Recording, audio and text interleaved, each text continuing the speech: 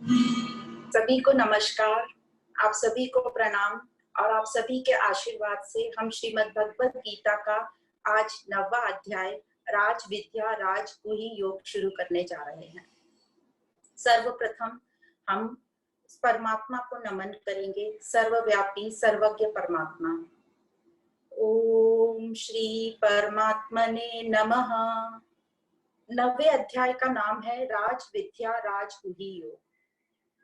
यह अध्याय शुरू होता है श्री भगवान ओवाच से। तो हम शुरू करते हैं। श्री भगवान ओवाच। श्री भगवान कहते हैं, अर्जुन, मैं तुम्हें यह अत्यंत ही गोपनीय बात बताने जा रहा हूँ। इस ज्ञान को मैं विज्ञान सहित कहूंगा, जिसको जानकर तुम अपने सभी दुखों को से मुक्त हो जाओगे। यहाँ कौन से दुखों की बात कर रहे हैं?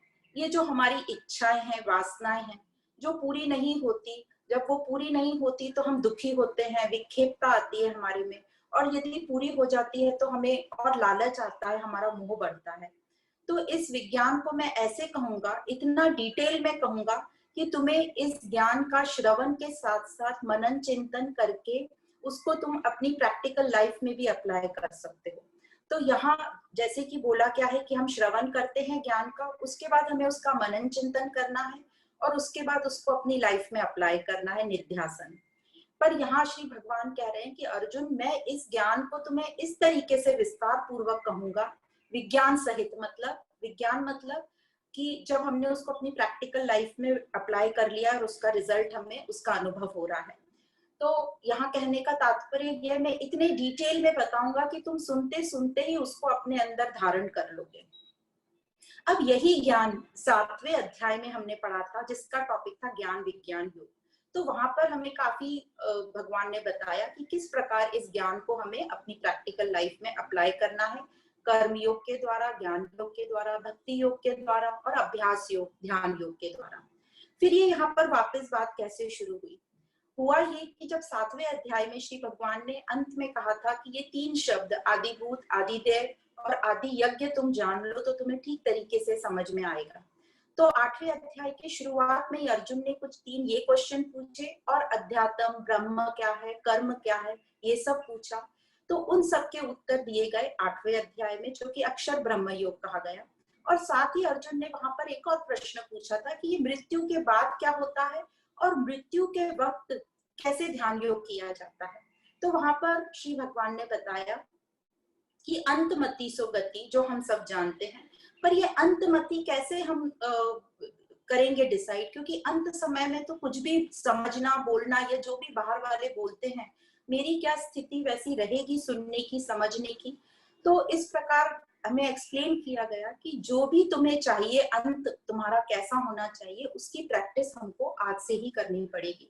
तो जैसा हम पूरी लाइफ में प्रैक्टिस करेंगे, जो भी करेंगे, वही हम अंत में भी कर पाएंगे। जिस प्रकार हम एग्जाम देने जाते हैं तो हम आखिरी दिन में सिर्फ पढ़ेंगे तो हमें इतना अच्छा उस पेपर को हम सॉल्व नहीं कर पाएंगे। पर यदि हमने साल भर उसकी अच्छे से तैयारी करी है तो आखिरी दिन हम कुछ ना भी पढ़ें तो हम अच्छा उसको लिख पाएंगे। तो वही कहने का मतलब है, जो भी आपको अंत समय जैसा चाहिए उसकी प्रैक्टिस हमें पूरी लाइफ करनी पड़ेगी। दूसरा ये बताया गया था कि मृत्यु कई लोग सोचते हैं कि उत्तरायण में हो या एकादशी के दिन हो या दिन के टाइम हो तो उसको शुभ माना जाता है। तो यहाँ श्री भगवान ने बताया कि उत्तरायण का यहाँ मतलब है कि जो आत्मा में स्थित होकर, मतलब मन को शांति, मन में शांति रहे, जिसके प्रफुल्लित रहे, कंटेंटेड फील कर कर जो जाए अंत समय में, उसको ही उत्तरायण बोला गया है। इसका कोई भी बाहर के समय से, काल से या देश से कुछ भी संबंध नहीं है। फिर यदि आप अंत समय में आपका मन शांत है, प्रफुल्लित हो, खुश हो, कंटेंटेड है, सेटिस्फाइड, पूर्णता की फीलिंग है कि मैंने अपने जीवन की सारी रिस्पॉन्सिबिलिटीज अच्छे से निभाई हैं, तो अंत समय भी हमारा शांत रहेगा। फिर चाहे आप हरिद्वार में हो या हांगकांग में हो, कोई फर्क नहीं पड़ता। फिर चाहे अमावस के दिन जा रहे हो या एकादशी के दिन जा रहे हो, कोई महत्व नहीं है। उसका यही समझ में आया कि उत्तरायण का मतलब अपनी आत्मा से रिलेटेड है, कि आप अपनी आत्मा से कितने जुड़े हुए हो, आप कितना आत्मसात किए हुए हो, उस हिसाब से आपका उत्तरायण कहलाया जाएगा। तो इस प्रकार हमें स्पष्ट किया गया कि ये उत्तरायण और दक्षिणायन का मतलब क्या है। वहां पर शुक्ल पक्ष और कृष्ण पक्ष की बात करी थी। एक प्रकाशमय रास्ता और एक अंधकारमय। तो अंधकारमय मतलब अज्ञान का रास्ता और प्रकाशमय मतलब ज्ञान का रास्ता।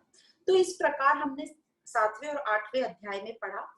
अब 7वें अध्याय में कुछ टॉपिक रह गए थे बोलना, इसलिए ये 9वां अध्याय राज विद्या राजगुही योग के नाम से शुरू किया गया, जिसको वही ज्ञान विज्ञान योग का आगे से जहाँ छूट गया था उससे शुरू किया गया। तो यहाँ पर श्री भगवान अर्जुन को फिर से यही कह रहे हैं कि तू अनुसूय है। अनुसूय का मतलब दोष दृष्टि रहित, असूय का मतलब जो दोष देखता है सब में।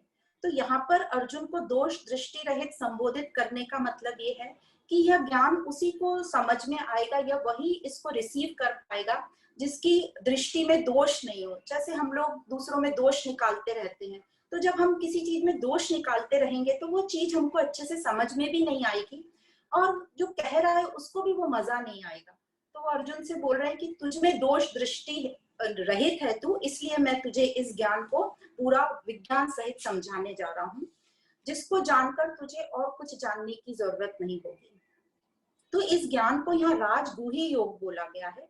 राजगुही, गुही का मतलब है गुप्त, गोपनीय। तो गोपनीय क्यों कहा गया है? क्योंकि यह जो ज्ञान है अपने स्वयं को जानने का ज्ञान है और बहुत कम लोग अपने स्वयं को जान पाते हैं। हालांकि ये ज्ञान तो बहुत किताबों में दिया गया है, बहुत ग्रंथ है हमारे यहाँ, सत्संग में ये बताया जाता है, खुला है ज्ञान, बहुत सस्ता भी अवेलेबल है, कई जगह तो फ्री में अवेलेबल है, फिर भी हम इसकी वैल्यू नहीं करते। इसलिए इसको बोला गया है कि ये गोपनीय है। गोपनीय सीक्रेट वर्ड, इससे ज्यादा और सीक्रेट क्या होगा कि सब जगह ये अवेलेबल है फिर भी हम इसको जान नहीं पाते। यह हमें दिव्यता प्रदान करता है। यह कई लोगों को ये पता ही नहीं है कि ये ज्ञान की वैल्यू क्या है, ये ज्ञान का रिजल्ट क्या है। तो अभी तक हम भी इस ज्ञान को नहीं समझ रहे थे और हम अपने मन बुद्धि शरीर को ही हम स्वयं समझ रहे थे। पर अब इस ज्ञान से हमें समझ में आया कि ये हम स्वयं कौन हैं, हमें अभी तक नहीं पता था, पर अब धीरे धीरे पता चल रहा है कि ये जो मन बुद्धि है ये कौन इसको चला रहा है, मन बुद्धि को कौन इस शरीर को चला रहा है, ये मन बुद्धि को कौन प्रकाशित करता है। तो आंसर हमें मिलता है कि मैं स्वयं जो आत्माकार हूँ वही इसको प्रकाशित करता है। फिर ये मैं स्वयं को कौन प्रकाशित करता है? तो स्वयं को स्वयं ही प्रकाशित करता है। जिस प्रकार सूर्य का जो प्रकाश है, हमें कोई अन्य टॉर्च या दिया लेके देखने की जरूरत नहीं होती, उसी की रोशनी में सब दिख जाता है। तो इसी प्रकार ये जो स्वयं है ये स्वयं प्रकाशित है और ये जो स्वयं है आत्मा, यही सभी की नींव है। अब इसको आगे राज विद्या बोला गया है। राज विद्या मतलब रॉयल ज्ञान, क्योंकि इसको जान लेने के बाद और कुछ जानने को बाकी नहीं रहता। क्योंकि जो मैं स्वयं हूँ, जो सबको जानने वाला हूँ, जो मैं स्वयं हूँ वो अपने विचारों को जानता है, वो अपने भावों को जानता है, अपने कर्मों को जानता है। तो यह ज्ञान उसको जन्मा देता है जो सबको जानने वाला है। ज्ञान और अज्ञान को भी जन्मा लेता है, जो हमारे अंदर अज्ञान है उसको भी और जो ज्ञान है उसको भी। तो दोनों को जो जन्मा देता है और जो मेरी सारी गलत धारणाओं को खत्म कर देता है, यह वह ज्ञान है। अब इस ज्ञान को पाकर जो भी जीवन निर्वाह करता है उसकी दृष्टि अलग ही हो जाती है। वो विवेक से काम लेता है। वो अपने पुराने कर्मों के जो फल सामने आते हैं, जो भी परिस्थितियां सामने आती हैं, उसका सामना जो है बड़ी दृढ़ता पूर्वक करता है, प्रेम से स्वीकार भाव में करता है और अपने कर्तव्य कर्म करता चला जाता है। इसी को बोलते हैं पुरुषार्थ, जो हम सबको करना है। तो इस प्रकार इस विद्या को, इस योग को राज विद्या कहा गया और राज गुहितम योग कहा गया। गुहितम फिर से बोल रहे हैं गोपनीय। अब गोपनीय का एक और बहुत अच्छा रामसुख महाराज ने एग्जाम्पल दिया है। जैसे हम सब ने देखा है कि कोई नाटक हम देखते हैं या फिर हम कोई सिनेमा देखते हैं, तो जो किरदार निभाए उनका असली नाम हम लोगों को नहीं पता होता है। हम लोग थोड़ी खोज करते हैं फिर हमको उनके नाम पता चलते हैं। पर जो किरदार निभा रहे हैं, किसको उन लोगों के नाम पता रहेंगे? जो उनके नियर एंड डियर वन रहेंगे उनको पता रहेंगे। और दूसरा, जिनके मन में जिज्ञासा रहेगी, श्रद्धा रहेगी कि मेरे को उनका रोल बहुत पसंद आया, मैं जानना चाहती हूँ कि वो किरदार का असली नाम क्या है। तो जो जिज्ञासा से ढूंढने की कोशिश करता है, जो रुचि रखता है, उसमें विश्वास रखता है, उसको उसका नाम पता चलता है। तो उसी प्रकार भगवान ये कह रहे हैं कि जो आत्माकार है, सिर्फ जो उसके बहुत निकट होते हैं उनको पता रहता है, या फिर जो जिज्ञासा से, रुचि और विश्वास रखकर उसको ढूंढने की, समझने की कोशिश करता है, उसको समझ आता है। इसलिए इसको गोपनीय ज्ञान कहा गया है। अब एक और शब्द बोला गया है जिसका नाम है पवित्रम। इस ज्ञान को पवित्र ज्ञान बोला गया है क्योंकि ये मन बुद्धि को पवित्र कर देती है। और ये दुराचारी से दुराचारी, मतलब दुष्ट से दुष्ट व्यक्ति भी इस विद्या को प्राप्त कर सकता है और धर्मात्मा बन जाता है। और इसका प्रत्यक्ष फल वो देख सकता है कि जो आत्मा का अध्ययन कर रहा है वह खुद ही आत्माकार बन जाता है। तो यहाँ बहुत अच्छे एग्जाम्पल दिए गए हैं। जैसे कोई मेडिकल की पढ़ाई करता है तो वो मेडिसिन पढ़ता है, पर वो मेडिसिन नहीं बनता है, वो डॉक्टर बनता है। पर यहाँ पर जो आध्यात्मिक आत्मा का जो अध्ययन करता है वो खुद ही आत्मकार बन जाता है। तो इस ज्ञान की इतनी विशेषता बताई है कि ये प्रेरणा देता है, ये अपनी विवेक बुद्धि को एकदम कुशाग्र करता है और उस विवेक बुद्धि के द्वारा हम धर्म की राह पर चल पड़ते हैं।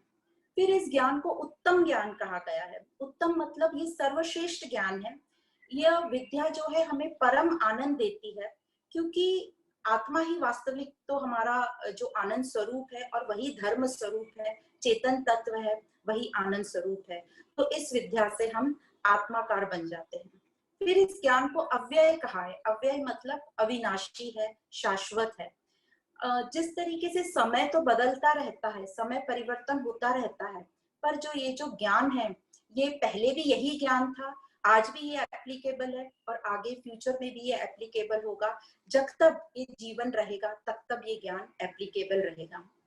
अब शाश्वत का मतलब हम सनातन भी बोलते हैं। तो सनातन धर्म जैसे हम सबको पता है, सत्य, अहिंसा, ईमानदारी और आनंद। तो यह ज्ञान यह सब हमें देता है। यह ज्ञान धर्म युक्त है, मतलब धर्म के अनुकूल है, सनातन है और धर्म से परिपूर्ण है। परिपूर्ण मतलब पूर्ण, एब्सोल्यूट नॉलेज है। इसको जानने के बाद और कुछ हमें जानने की जरूरत नहीं पड़ती। और लास्ट बोलते हैं ये प्रत्यक्षावागमन है, मतलब इसको हम अनुभव कर सकते हैं अपनी प्रैक्टिकल लाइफ में अप्लाई करके। और बहुत लोगों ने इसको अप्लाई करके इसके बारे में बताया है। एग्जाम्पल जैसे महात्मा गांधी जी, श्री अरबिंदो जी, बाल गंगाधर तिलक, बराक ओबामा और बहुत से लोग हैं जिन्होंने लिखा है अपनी जीवनी में कि इस गीता ज्ञान से हमें बहुत सफलता और अनुभव प्राप्त हुआ और हम जीवन की अनेक समस्याओं को इसके द्वारा हम आराम से सॉल्व कर पाए। और ये सरल तो है ही, कोई साधन नहीं लगता, इसमें कोई बाहर के इंस्ट्रूमेंट नहीं लगते, मेरा मन, बुद्धि और शरीर ही लगता है जो मेरे पास हमेशा है। तो इस प्रकार इस ज्ञान को राजविद्या, राजगुहितम, पवित्रम, उत्तम, अव्ययम और धर्मयुक्त, सरल और प्रत्यक्षवान बोला गया है। तो इस ज्ञान से मनुष्य इतना श्रेष्ठ हो जाता है कि मैं उसकी आज्ञा का पालन करता हूँ, ऐसा श्री भगवान बोल रहे हैं। और एग्जाम्पल इसका उन्होंने दिया है पुंडरीक का, जो कि विष्णु के बहुत बड़े भक्त थे। तो एक बार श्री हरि भक्त थे, तो हरि जी उनके एग्जाम लेने के लिए गए कि देखते हैं कि ये पुंडरीक में कितना भक्त है ये मेरा।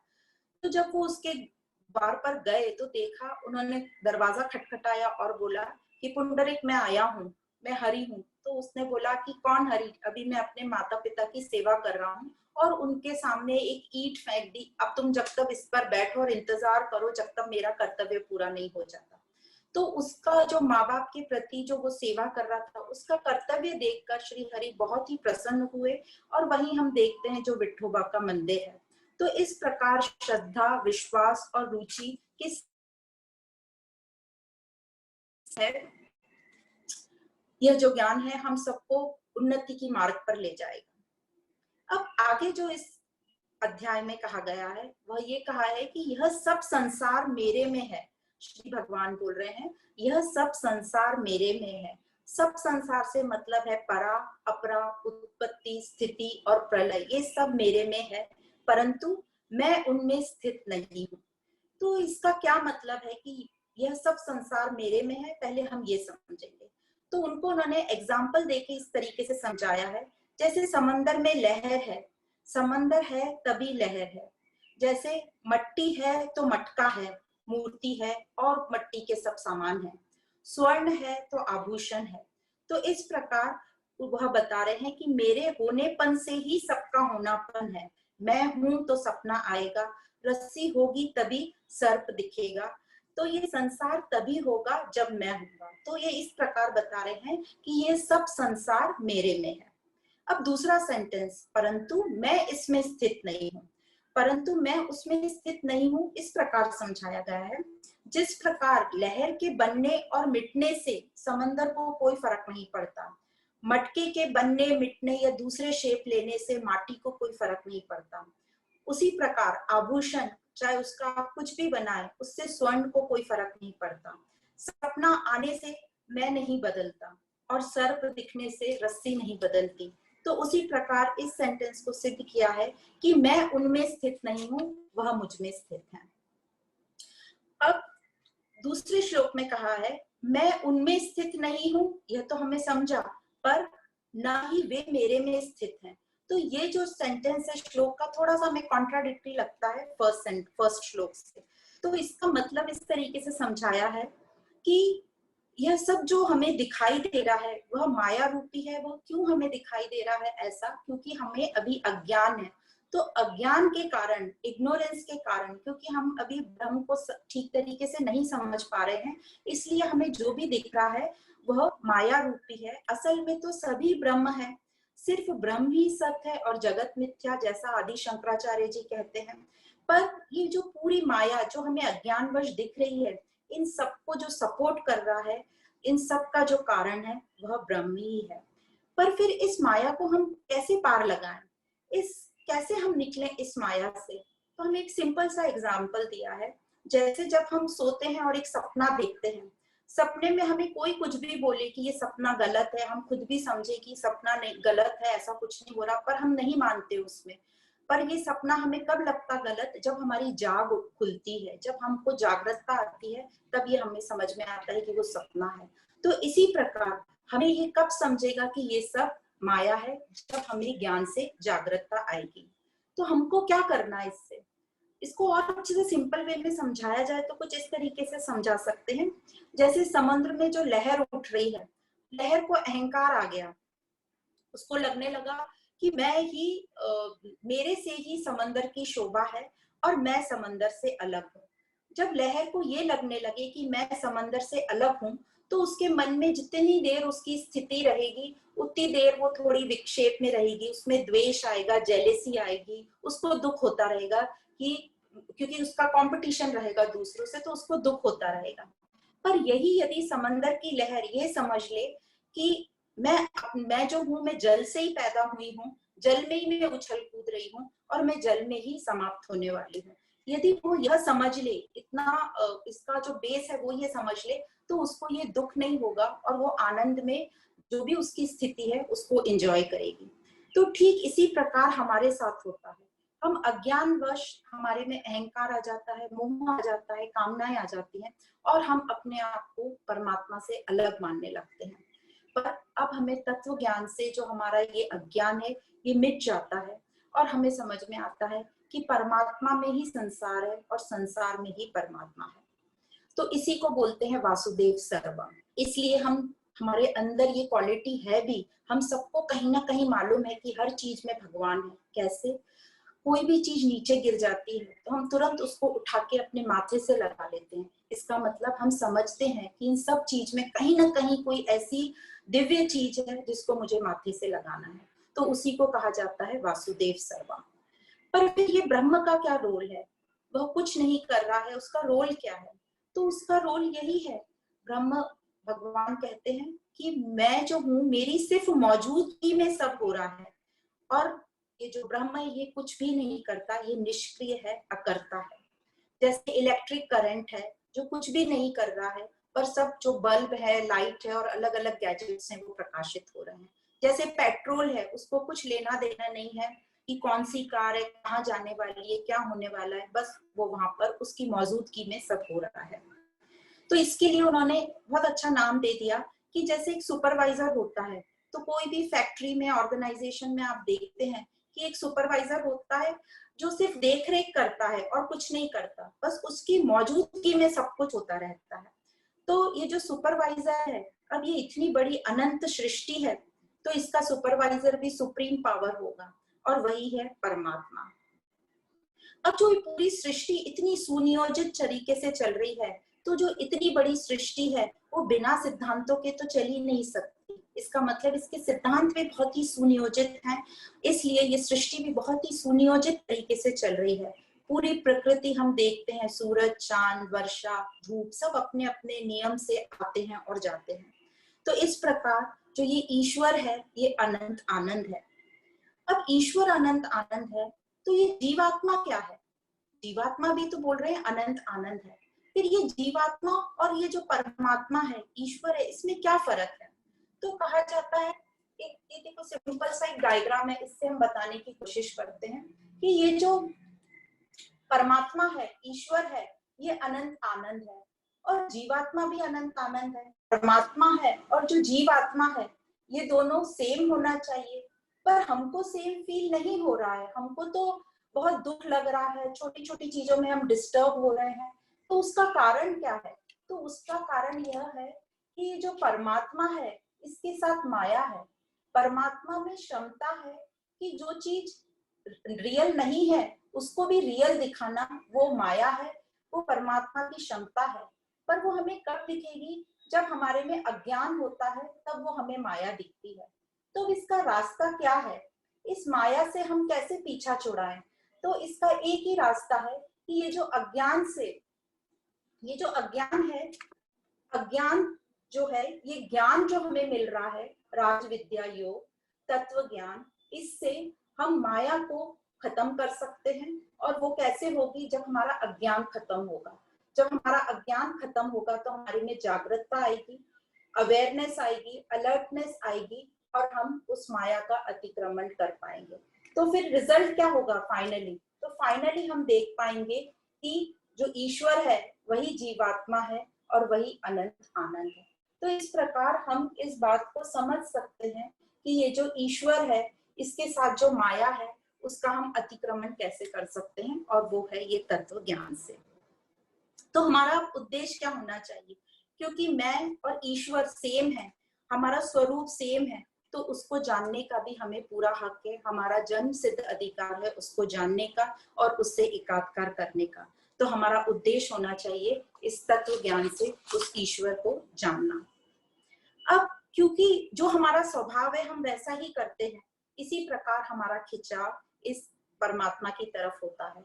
जैसे आप देखेंगे जल को कितना भी गर्म करो पर उसकी क्वालिटी है शीतलता, तो आप कितना भी गर्म करके उसको रख दो वो ठंडा हो जाएगा। उसी प्रकार बर्फ का गोला है, उसको आप ऐसे ही छोड़ दो तो वो पिघल जाएगा और पानी बन जाएगा, वो अपने नेचुरल स्टेट में आ जाएगा। उसी प्रकार हमारे में भी ये क्षमता है कि हम अपने नेचुरल स्टेट जो है अनंत आनंद में एकाकार हो जाए हमारा। तो इस प्रकार बताया कि कैसे ये ईश्वर और जीवात्मा अनंत आनंद है, जो कि ज्ञान से हम प्राप्त कर सकते हैं। ज्ञान से जागरूकता आएगी, हमारा अज्ञान नाश होगा, उसी से हमारी माया नाश हो जाएगी और हम परमात्मा से एकाकार कर पाएंगे। अब आगे बताते हैं कि कैसे ये परमात्मा या आत्मा तत्व निर्लिप्त है, ये किसी से अटैच नहीं होता, लिप्त नहीं होता। तो उन्होंने एग्जाम्पल दिया है, जैसे हमारे 5 तत्वों में आकाश तत्व एक है। आकाश तत्व जो है ये 5 तत्वों में सबसे सूक्ष्म है, और ये चारों ओर जो आकाश जो स्थित है उसी में सभी कुछ वायु और सारे तत्व मौजूद हैं। पर ये आकाश को उससे कोई फर्क नहीं पड़ता। आकाश जिस तरीके से निर्लिप्त है, उसी प्रकार जो हमारी आत्मा है और जो ब्रह्म है वो बिल्कुल भी निर्लिप्त है, मतलब पोल्यूशन फ्री है, अनपोल्यूटेड है। तो इसी प्रकार भगवान का कहना है कि सभी प्राणी मुझ में स्थित हैं, पर मुझे उससे कोई फर्क नहीं पड़ता। अब ये जो हम आत्मा तत्व शुद्ध तत्व हैं, अनपोल्यूटेड हैं, पर फिर हमें क्यों ये शुद्धता दिखाई नहीं देती? क्योंकि जैसे अभी हमने जाना, अज्ञानवश हमने ये जो हमारा शरीर है, 5 तत्व हैं और हमारा मन बुद्धि है, उसका साथ लेके हम अपने आप को अलग समझने लगे, और इसी के कारण हमारे में ये 3 गुण, सत्वगुण, रजोगुण और तमोगुण आ गए, और हम ये आत्मा को समझ नहीं पा रहे, इसकी नित्यता समझ नहीं पा रहे, इसका अचल स्वभाव नहीं समझ पा रहे। इसलिए हमारे में ये अज्ञान आ गया और ये वासनाएं, हम सोचने लगे कि जो हम आनंद स्वरूप हैं तो हमें आनंद तो चाहिए, हमें लगा कि ये बाहर से आनंद मिलेगा। और हम अपने आप को खाली समझने लगे, अंदर से वैक्यूम फील करने लगे, अपूर्णता की फीलिंग आने लगी और बाहर से सब कुछ चाहने लगे कि बाहर से हमारी जो अंदर का खालीपन है भर जाए। पर अब क्योंकि ये खालीपन तो इमेजिनरी है, काल्पनिक है, हूं तो मैं पूरा पूर्ण आनंद स्वरूप हूँ, पर क्योंकि ये काल्पनिक है इसलिए ये बाहर के कितने भी हम चीजें कर लें उससे हमें फुलफिलमेंट नहीं लग रहा। तो अब हमें क्या करना चाहिए, तो हमने इसी ज्ञान का साथ लेके अपने को रोज सुबह जैसे ही हमारी जाग आती है, तो हमें एक ये भी बात समझनी है कि हमारी आंख बाद में खुलती है, हम जाग पहले ही जाते हैं। तो जैसे ही हमारी जाग खुलती है हम अपने विचार उच्च रखें, अपने आप को तभी बोलें कि मैं एक शुद्ध बुद्ध आत्मा हूँ, अपने को बार बार याद दिलाओ कि मैं कौन हूँ। और ये जो सिद्धांत है बहुत ही सूक्ष्म है कि मैं आत्मकार हूँ, मैं आत्मा हूँ, पर ये बहुत ही प्रेशियस और बहुत ही कीमती सिद्धांत है।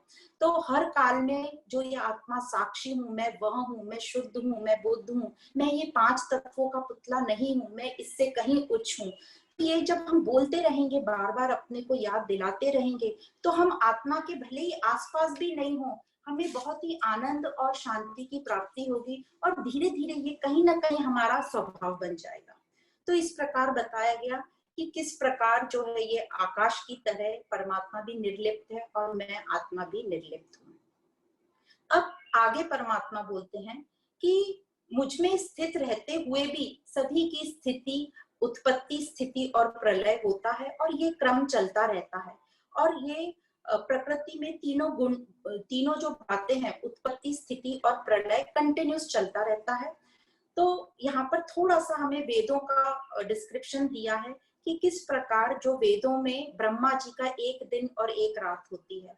तो ये एक दिन को कल्प बोला है, कल्प मतलब ब्रह्मा जी का एक दिन, और एक रात को फिर एक कल्प बोला है। और ऐसा कहा, ये एक कल्प कितना होता है, ये एक कल्प होता है 1000 महायुग जब होते हैं तब ये एक कल्प होता है। और एक महायुग में कितने साल होते हैं, उसमें सतयुग, त्रेता युग, द्वापर युग और कलयुग, ये चारों युग होते हैं तब एक महायुग बनता है। मतलब हमारे करोड़ों करोड़ों साल का एक कल्प होता है और एक कल्प के बाद ही प्रलय होती है। प्रलय मतलब मैक्सिमम लोगों का जो है नाश होता है और फिर जैसे ही प्रलय खत्म होती है तो उत्पत्ति की तैयारी होती है। तो प्रलय को भी अच्छा बोला गया है क्योंकि जब प्रलय होगी तभी तो नेक्स्ट उत्पत्ति होगी और उत्पत्ति होगी उसी के बाद स्थिति होगी और प्रलय होगी। तो इस प्रकार ये जो साइकिल है चलता रहता है। जैसे हमारा रात और दिन होता है वैसे ही ब्रह्मा जी का भी रात और दिन होता है। अब ये ब्रह्म अलग है और ब्रह्मा जी अलग है। ब्रह्म मतलब जो हम सबका सबस्ट्रेटम है, मूल है, चेतन तत्व है, वो ब्रह्म है। ब्रह्मा जी एक सूक्ष्म देवता माने गए हैं जिनको ये ब्रह्म ने एक जो सृष्टि की रचना करने का काम दे दिया गया है। तो जो उत्पत्ति करते हैं उनको ब्रह्मा जी बोला गया है। जो स्थिति मतलब मेंटेन करते हैं जब उत्पत्ति और प्रलय के बीच की स्थिति को, तो उनको बोला गया है विष्णु जी। और जो तीसरे जो प्रलय है उनको महेश्वर, ब्रह्मा विष्णु महेश जो हम बोलते हैं, ट्रिनिटी जिनको हम इंग्लिश में भी कहते हैं। तो ये हुए हमारी उत्पत्ति और स्थिति और प्रलय। अब जैसे दिन और रात में हम व्यक्त कब होते हैं, हम दिन में जो है अपने सब व्यवहार करते हैं और रात में हम अव्यक्त हो जाते हैं। तो उसी प्रकार जब हम जो प्रलय होती है तब सब अव्यक्त हो जाते हैं और जब उत्पत्ति और स्थिति रहती है तो सब व्यक्त रहते हैं। पर मैं आत्मा हमेशा रहता हूँ। जैसे सोने, जागने और स्वप्न के दौरान मैं हमेशा रहता हूँ, तो उसी प्रकार बोला गया है ये उत्पत्ति, स्थिति और प्रलय में भी मैं हमेशा रहता हूँ। तो ये इतनी बड़ी विशाल सृष्टि है और मैं पृथ्वी में कितना छोटा सा हूँ। जब हमें ये समझ में आता है कि हम एक बहुत ही छोटे से हैं, इनसिग्निफिकेंट है, न्यूनतम है, तो ये हमें बहुत समझने की बात है कि तो हमें क्या करना चाहिए। हमें अपना रोल बेस्ट प्ले करना है, अपने कर्तव्य कर्म करना है अच्छे से, हर चीज को स्वीकार करते हुए, बिना शिकायत करते हुए, हर परिस्थिति में अच्छा रिस्पांस देते हुए और आगे बढ़ना है। पर इस शरीर में कैसे जीना है, तो इसका बोल रहे हैं हर पल आनंद में रहो, हर पल एंजॉय करना सीखो, क्योंकि सृष्टि का हर पल जो है आनंद से परिपूर्ण है। कंप्लेन मत करो। अपने जो बाकी भी चीजें हैं कि नेम फेम, इसका लॉन्ग टर्म में बहुत यूज कुछ भी नहीं है। इसलिए अच्छे से व्यवहार करते हुए, ध्यान रखते हुए कि मैं कौन हूँ, अपने कर्तव्य कर्म करते हुए आगे बढ़ेंगे। और फिर जब ये प्रलय के बाद जब उत्पत्ति होती है तो इसका ये 3 गुण आते हैं हमारे साथ, रजोगुण, सत्वगुण, तमोगुण। हमारे पुराने कर्म आते हैं, उनके फल के साथ हम आते हैं, वासनाओं के साथ आते हैं। अब चॉइस हमारी है कि उनको स्वीकार करें, अच्छे से उनका सामना करें, प्रेम से, कि द्वेष करके सामना करें। तो ये चॉइस हमारी है। ये जो उत्पत्ति, स्थिति और प्रलय का जो कारण है, जैसे बताया गया कि भगवान बोल रहे हैं, ब्रह्म बोल रहे हैं कि वह मैं ही हूँ, तो यहाँ डिक्लेयर कर दिया उन्होंने कि ये उत्पत्ति, स्थिति और प्रलय का भी कारण मैं ही हूँ। जिस प्रकार समंदर में लहर उठना स्वाभाविक है, तो उसी प्रकार ब्रह्म का भी स्वाभाविक ही स्वभाव है, उत्पत्ति, स्थिति और प्रलय। पर हम ब्रह्म को क्यों नहीं समझ पा रहे ये उत्पत्ति, स्थिति और प्रलय में? तो इसका एग्जाम्पल यही बार बार दे रहे हैं। यहाँ पर फिर एक दूसरा एग्जाम्पल दिया है, जिस प्रकार हम रस्सी को अंधेरे में सब समझ लेते हैं। क्यों हमको रस्सी नहीं समझ में आती? क्योंकि अंधेरा था, मतलब अज्ञान था, और हमें रस्सी का पूरा ज्ञान नहीं था। इस प्रकार तो ज्ञान से ही, ज्ञान प्रकाश से ही हम उस ब्रह्म को समझेंगे और उसको ठीक से समझकर अपने जो जीवन में है उसको अप्लाई कर पाएंगे। तो इसी प्रकार ब्रह्मा जी को न समझा हमने, अनुभव नहीं किया, और अज्ञान के कारण, न समझी के कारण हम सब में नाम रूप देखने लगे, साइज, शेप कैसा है, और उसके ऊपर हम अपनी धारणाएं बनाने लगे। पर ये जो नाम रूप दिखना है, जिसको हम माया बोल रहे हैं, यह भी ब्रह्म की अपनी क्षमता है। तो जिस प्रकार पूरी प्रकृति में ये चर अचर शब्द यूज किया है, तो यहाँ ब्रह्म भगवान का ऐसा कहना है कि चर मतलब मूविंग ऑब्जेक्ट, जो इधर उधर घूम सकते हैं, अचर मतलब स्टेबल चीजें जो घूम नहीं सकती। ये सभी की जो उत्पत्ति होती है और प्रलय भी होती है, और ये पूरा साइकिल चलता रहता है, जैसे हमारी सुबह, दोपहर और रात, जागृत, स्वप्न और सुषुप्ति। यह सब मेरी उपस्थिति में ही होता है। मैं सिर्फ एक सुपरवाइजर की तरह हूँ और मुझे इस चक्र से कुछ भी फर्क नहीं पड़ता। तो इस प्रकार उन्होंने अपना ये पूरा क्लियर किया कि मेरी मौजूदगी में एक सुपरवाइजर की ही तरह होता है, पर मौजूदगी बहुत जरूरी है, मौजूदगी नहीं होगी तो कुछ भी नहीं होगा। तो इस प्रकार भगवान हमको एक बहुत ही महत्वपूर्ण तत्व समझा रहे हैं अभी तक, पर हम उसको समझ ही नहीं रहे हैं।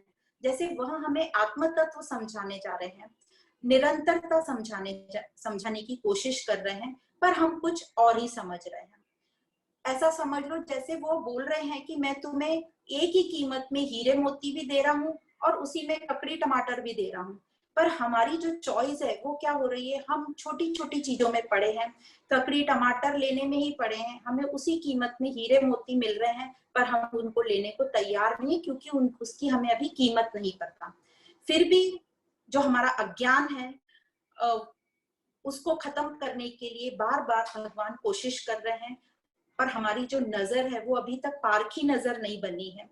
तो यहाँ बहुत अच्छा एक एग्जाम्पल देते हैं कि कैसे हमारे भाव रहते हैं और हम कैसे अट्रैक्टिव चीजों को ही देखते हैं। हमारी टीचर है, भगवान है, पेरेंट्स हैं, हमें अच्छी चीज बताना चाहते हैं, पर हमारी नजर कहीं और ही रहती है। तो यहाँ एक बहुत अच्छा एग्जाम्पल देते हैं। जैसे एक टीचर थी, वो गणित की टीचर थी, मैथ्स की टीचर। वो छोटे बच्चों को, KG 2 बच्चों की क्लास में गई और उसके हाथ में एक चॉकलेट का डब्बा था। तो उसने बोला कि बच्चों, आज हम गणित में एडिशन समझेंगे, प्लस करना सीखेंगे। पर सब बच्चों का ध्यान उस टीचर के हाथ में जो चॉकलेट का डब्बा था उसके ऊपर था।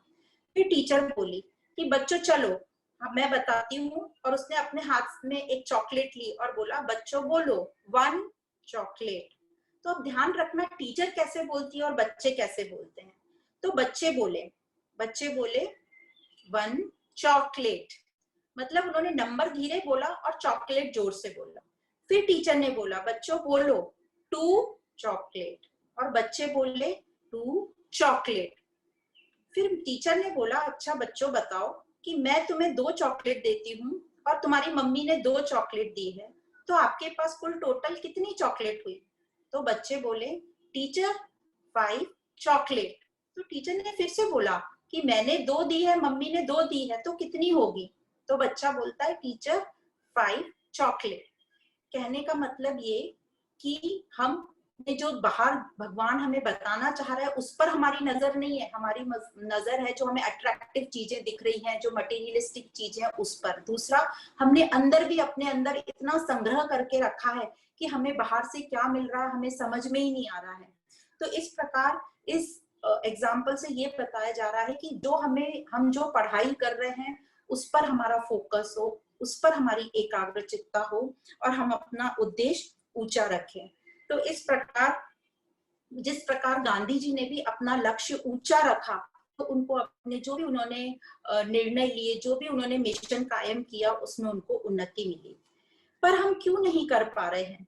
हम इसलिए नहीं कर पा रहे हैं, जैसे अभी बताया गया, कि हम अनवांटेड चीजों पे, जो चीजें इंपॉर्टेंट नहीं है उनमें इतना डिस्ट्रैक्टेड है, हम अपनी सारी एनर्जी उसमें वेस्ट कर देते हैं।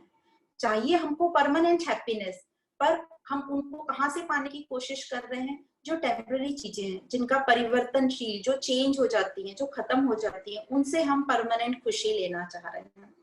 तो इस उपलक्ष्य में भी एक बहुत अच्छा दृष्टांत आता है, ध्रुव का दृष्टांत आता है। तो जिस प्रकार जो ध्रुव थे उनकी माता थी सुनीति, और जो सुरुचि थी वो उनकी स्टेप मदर थी। तो सुरुचि का जो पुत्र था वो उत्तम नाम था उनका, और जो सुनीति थी उनके पुत्र का नाम ध्रुव था। तो एक बार जब ध्रुव जो है अपने पिताजी की गोद में जाकर बैठा, तो जो उनकी स्टेप मदर थी सुरुचि, उन्होंने उसको उसकी पिता की गोद में से उतार दिया और अपने बच्चे को बिठाया। तो यह देख के ध्रुव को बहुत बुरा लगा, तो वो अपनी माँ के पास गया कंप्लेन करने कि माँ मुझे पिताजी की गोद में नहीं बैठने दे रहे। तो जो उसकी माँ थी सुनीति, वो बहुत ही विवेकपूर्ण थी, बहुत ही ज्ञानी थी। उसने ध्रुव को बोला, बेटा तुम ये टेम्पररी पिता की गोद में क्यों बैठना चाहते हो? तुम कुछ ऐसी तपस्या करो कि तुम हमेशा के लिए परमानेंट जो है परम पिता उसकी गोद में बैठ जाओ। तो ये उसको अच्छे से समझ आ गया ध्रुव को, और वो ज्ञान की खोज में निकल पड़ा। फिर नारद जी का साथ लेके उसने ध्यान योग किया, और फिर हम जानते हैं कि उसकी आज क्या स्थान मिला है, ध्रुव तारे का स्थान। तो इसी प्रकार जो हम क्या करते हैं, हम अज्ञानता के कारण अपना जो मन बुद्धि और शरीर जो हमें मिला है, विवेक का साथ नहीं लेते, ज्ञान का साथ नहीं लेते, इसलिए कोई भी काम हमारे ठीक तरीके से नहीं होते। हमारा छोटी छोटी बातों में मन मुटाव हो जाता है, झगड़े होते हैं, कंफ्यूजन होता है। पर अब इस तत्व ज्ञान से हम समझेंगे कि सत्य क्या है, और जब हम इस आध्यात्मिक अध्ययन को शुरू करते हैं, तो सब चीज, हमारा जो शरीर है, मन है, बुद्धि है, सब अपनी अपनी जगह पर ठीक से काम करने लगता है, साथ देता है। जो मन बुद्धि है वो भी साथ देते हैं। तो जैसे एग्जाम्पल दिया जाता है कि एक यंग सी लड़की थी, उसको पहनने ओढ़ने का, संवरने का, बिल्कुल अच्छे से टिप टॉप रहने का बहुत शौक था। तो अभी वो अपने फिजिकल कॉन्शियस में, बॉडी कॉन्शियस में, पर जैसे ही उस बच्ची की मैरिज होती है, उसका विवाह होता है, और कुछ बरसों बाद वो माँ बनती है। जब वो माँ बनती है तो वो अपने बच्चे के साथ इतनी इन्वॉल्व हो गई, अब वो इमोशनल लेवल पे आ गई, फिजिकल लेवल से इमोशनल लेवल पे। तो अब जो उसके कपड़े वगैरह थोड़े सही तरीके से भी नहीं हो, उसके बाल वगैरह भी ठीक नहीं हो, तो भी उसको चलता है, क्योंकि वो अब इमोशनल लेवल से काम कर रही है।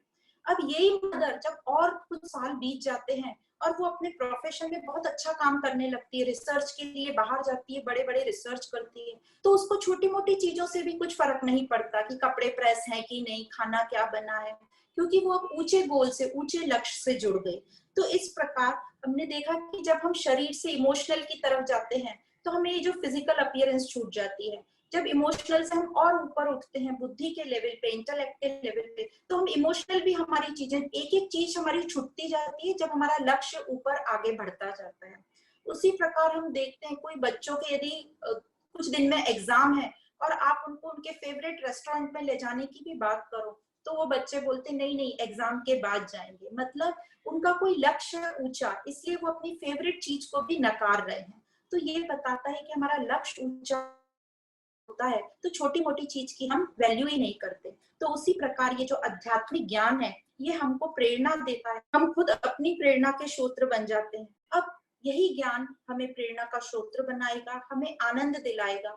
तो ये आनंद हमें कब चाहिए? ये आनंद तो हमें अभी चाहिए, इंस्टेंट चाहिए। इंस्टेंट चाहिए तो हमने काम भी इसका इंस्टेंट शुरू कर देना चाहिए। और कहा आगे ये भी गया है कि इस ज्ञान में कोई पार्शियलिटी नहीं है, पक्षपात नहीं है। कई लोगों को लगता है कि भगवान हमारे साथ पार्शियल है, तो यहाँ पर फिर ये क्लियर किया है कि ये सबके लिए एक जैसा अवेलेबल है। अभी आप पे डिपेंड करता है कि कौन इसको किस तरीके से ले और यूज करे। जैसे सूर्य का प्रकाश, सनलाइट सबके लिए इक्वली है। अब कोई उसमें अच्छे कर्म करता है, कोई बुरे कर्म करता है, कोई उसको द्वेष देता है, वही कई लोगों ने उससे सोलर कुकर और सोलर एनर्जी बना ली। तो हमारे पे डिपेंड करता है कि जो हमको जो भी कुछ मिला है उसको हम यूज कैसे करते हैं। तो अभी क्या बातें हैं जो हमें ये आत्मसात होने से रोकती हैं? तो ये जो हमारी मोह है, गलत धारणाएं हैं कि सब मेरे लिए हो, वह ये हमें रोकती है, सब चीजें हमें रोकती हैं। तो इसके लिए बहुत अच्छे 4 शब्द दिए हैं, मोघाशा, मोह कर्मा, मोह ज्ञाना और विजेतस। तो मोघाशा का मतलब है व्यर्थ आशाएं, हमारे बहुत फॉल्स एक्सपेक्टेशन है, बहुत गलत गलत हमारी धारणा है कि मुझे संसार से खुशी मिलेगी, मुझे मेरे रिश्तेदारों से ये मिलेगा, और जब वो पूरा नहीं होता तो हम निराश होते हैं।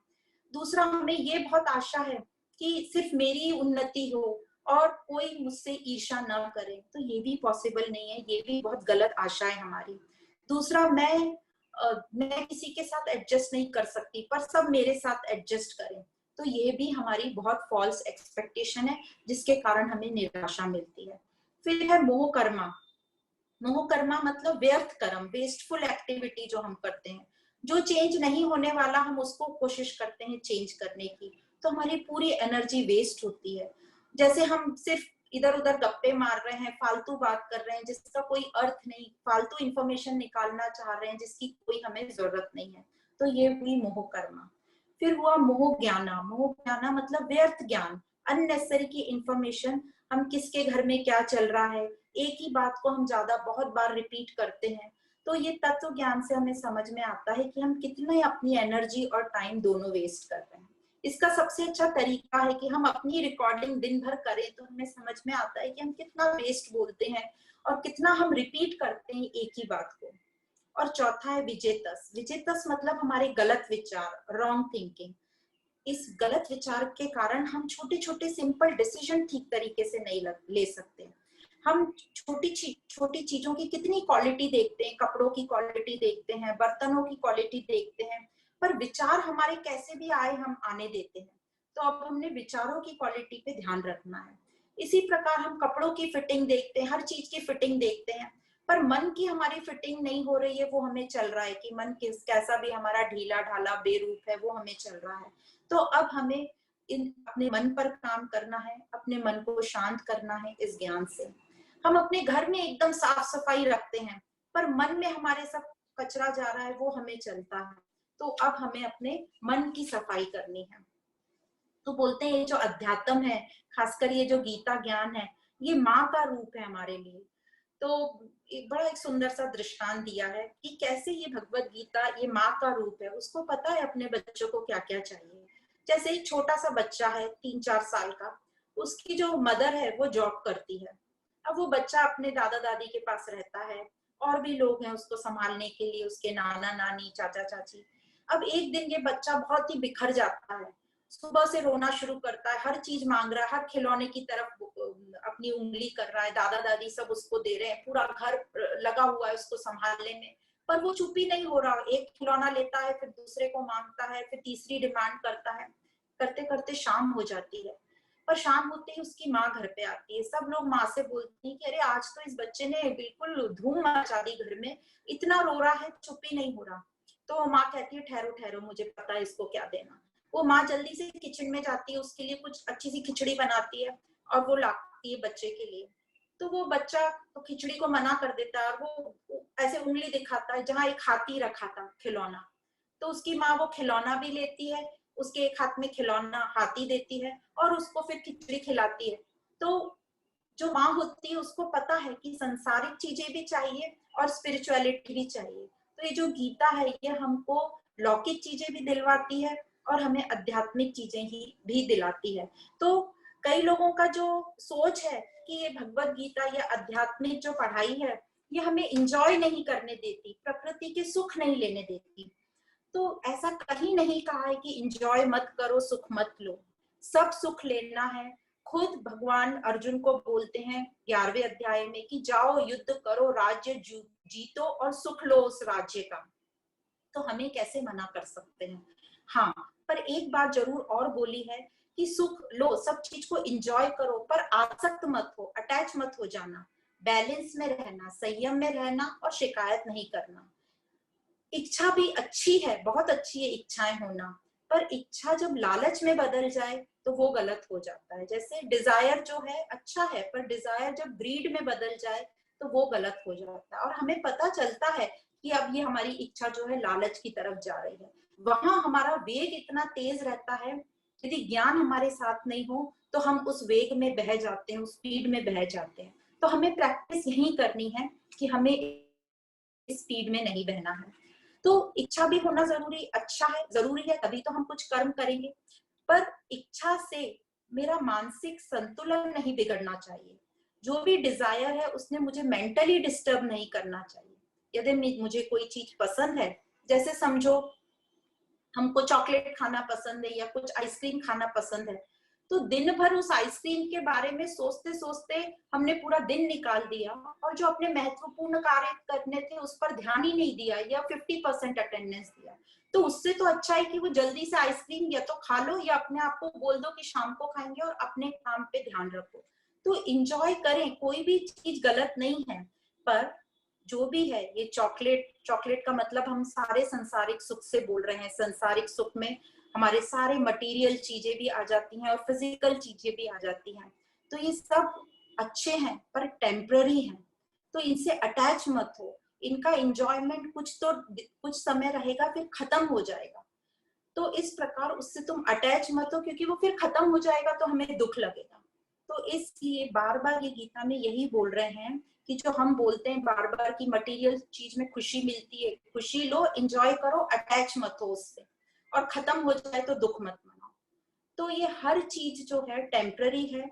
माना ये हर चीज हमारे में हैप्पी हार्मोन सिक्रीट करती है, पर इससे भी ज्यादा हैप्पी हार्मोन हमारे खुद में है, हमारे सेल्फ में है, क्योंकि मैं वो आनंद स्वरूप हूँ।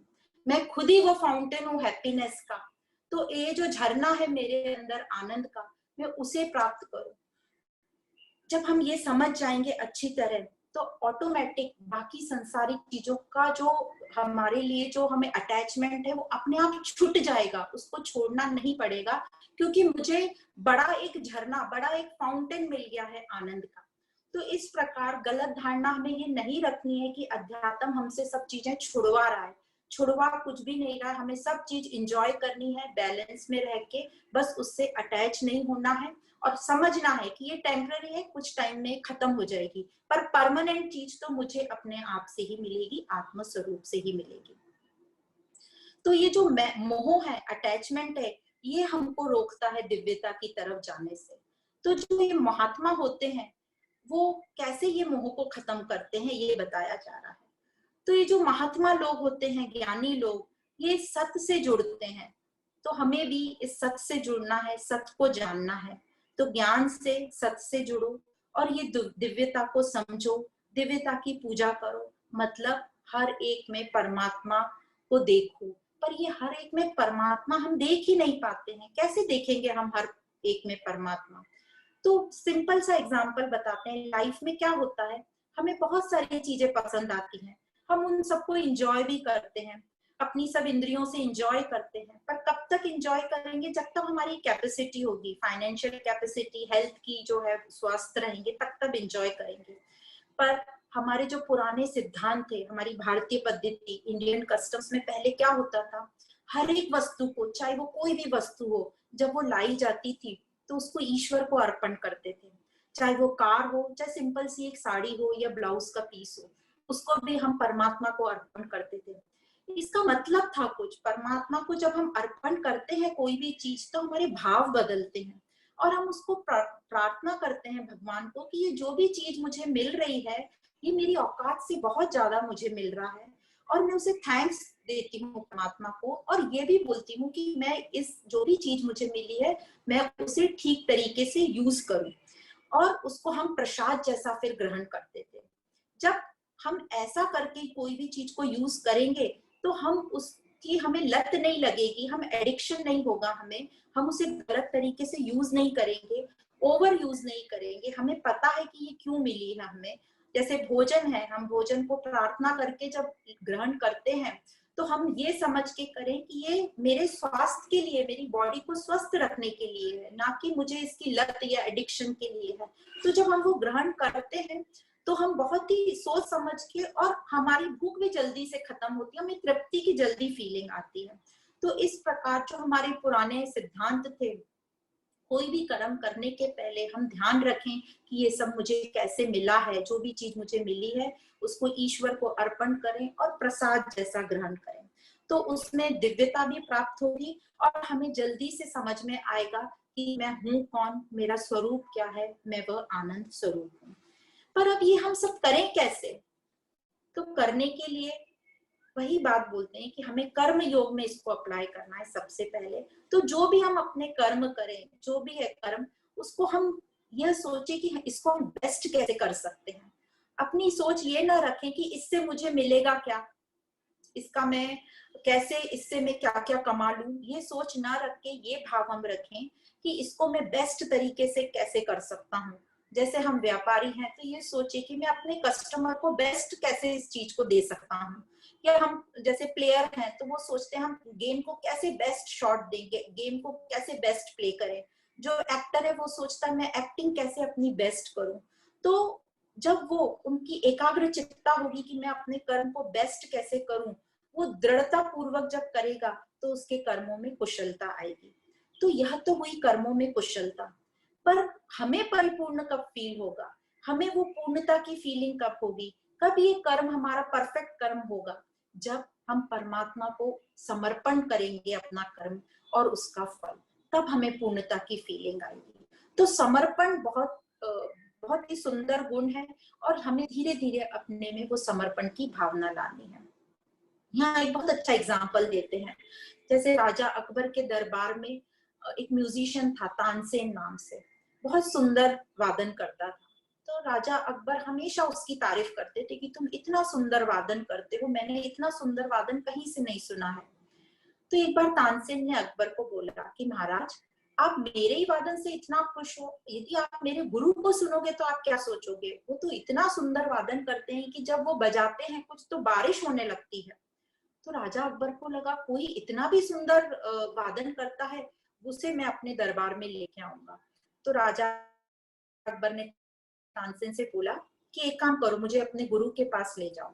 तो तानसेन जी तैयार हुए और राजा अकबर को उनके गुरु जो संत हरिदास जी थे उनके पास ले गए।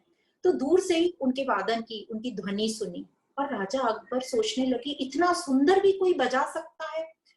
उनको लगने लगा कि इनको तो मैंने अपने दरबार में रखना चाहिए। और वो संत हरिदास जी से मिले और अपने दरबार में लाने की बात करी। संत हरिदास जी ने इस बात को इनकार किया और राजा अकबर तानसेन से फिर पूछने लगे कि ऐसी क्या बात है कि तुम्हारे गुरु इतना अच्छा बजाते हैं और तुम इतना अच्छा नहीं बजाते, मतलब उनके कंपैरिजन।